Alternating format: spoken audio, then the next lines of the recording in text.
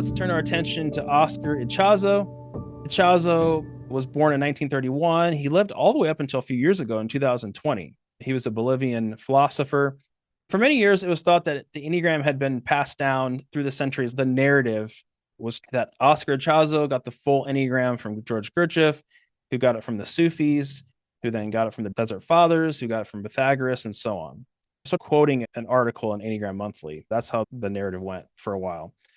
But in that 1996 article in Enneagram Monthly, they interviewed Ichazo to, quote, set the record straight. In that article, Ichazo said, in 1943, I inherited my grandfather's library from my uncle Julio, who was a lawyer and a philosopher.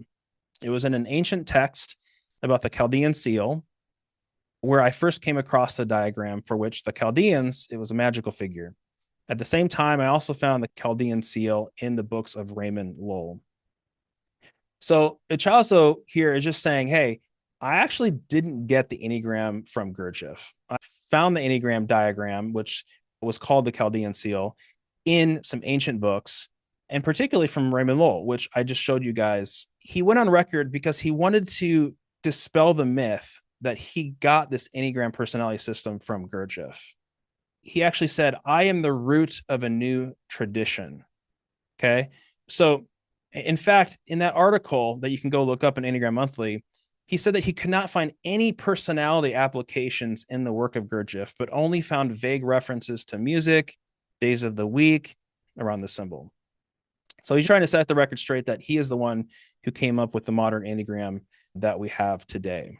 Let's tease that out a little bit. Let's see what Ichazo's contributions actually were. Okay.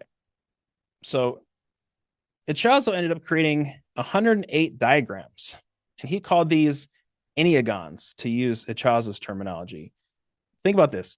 There's 108 more Enneagram diagrams out there somewhere. We don't know where they're at.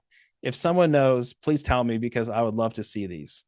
The good news is that we have 5 of these 108 Enneagons. Let me just show you, because they'll be very familiar to you. The first Enneagon put the fixations around the 9 points. Another Enneagon is the ego types. This is ego plus the fixation. The fixation of 1 is resentment, so he called this point ego resent, and so on. And then the next one are the traps. And then we have the holy ideas, which many are you familiar with. We have the passions. We have the virtues. And so those are the 5 that we have. And I want to point out here that he called these fixations not personality types. Unlike his student Claudio Naranjo, he emphasized that every human being contains all 9 points and that we have to awaken to all 9 positions. So if you're of the camp that thinks that we're not really one type, that we're we're really all 9, that would be a Ichazo kind of language. It wouldn't be until Naranjo that he actually turned them into a typology, like an Ennea type. So I just want to point that out. Okay. Again, I want to clarify here that none of these diagrams that I just showed you, these Enneagons, existed before 1950s and 60s. But as you can see, Ichazo did draw upon Raymond Lull's list of vices, as well as the idea of a growth path from vice to virtue. So it is true to say that there were some ancient influences, and there was influences from the Desert Fathers and Mothers. Ichazo was taking that and using it to place the vices and virtues around what we have today.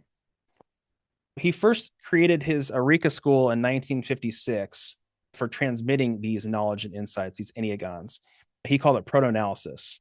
And then in 1968, Ichazo presented these lectures as theories at the Institute of Applied Psychology in Santiago, Chile.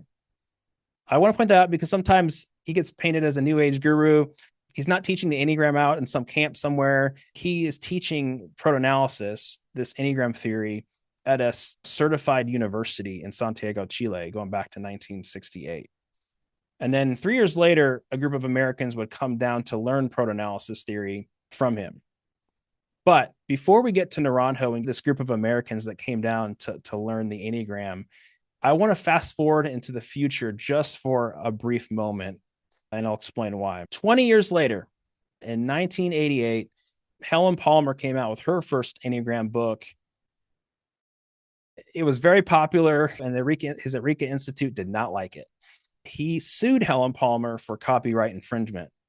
This was 1991 when Eureka took Palmer to court, and the American courts refused, saying that the copyright law did not cover most of what Ichazo was teaching.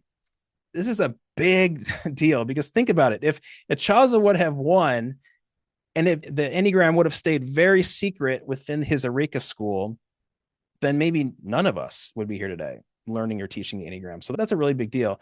The other thing is that because the courts ruled that it was public property, no one owns the Enneagram today, right? It's still open source material. And that is another big deal. This whole court case was stressful for everyone involved. But one of the positive things that happened as a result of the court case is that there was a lot of rumors flying around about Ichazo. And so Ichazo essentially comes out of the shadows after 20 years to address where he got the Enneagram, where he found it and learned it. He wrote a really lengthy letter to the transpersonal community, which you can actually go and download online. In this letter, he wanted to make it clear that he didn't receive it from an angel or the divine source. This is what he said. Richard Levington was a journalist at the time, and he put in a magazine article in the East West Journal that Ichazo had gotten it from an archangel while he was high on drugs. If you look at Richard Rohr's first book in 1992, he actually quoted this rumor as well. In the introduction of Richard Rohr's book, he said Ichazo was claiming to get this from an archangel while he was high on mescaline. Okay, so there was a lot of rumors flying around. And so he writes this letter to set the record straight. He said, I do not have visions of flying archangels, Metatron, or the Green Quatub. And the Eureka system, which included his work on proto-analysis and Enneagram, and method is the product of my whole life's work.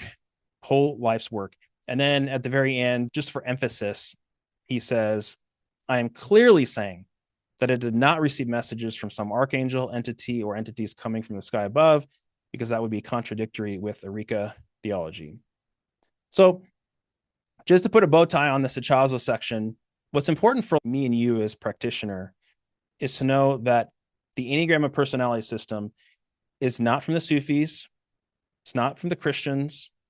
It's not from angels or divine source from above. Rather, Ichazo simply took Gurdjieff's symbol, some of his other teachings, and used it as a template to put the vices around, the virtues around, the fixations around, the traps, and the holy ideas. And again, this all happened in the 1950s and 60s.